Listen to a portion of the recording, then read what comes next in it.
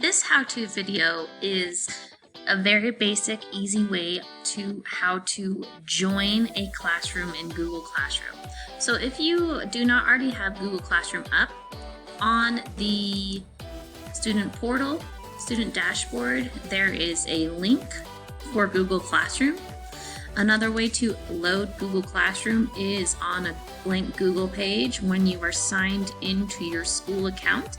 If you come to the little dots for your Google Apps and click on that, you should have a button that says Classroom.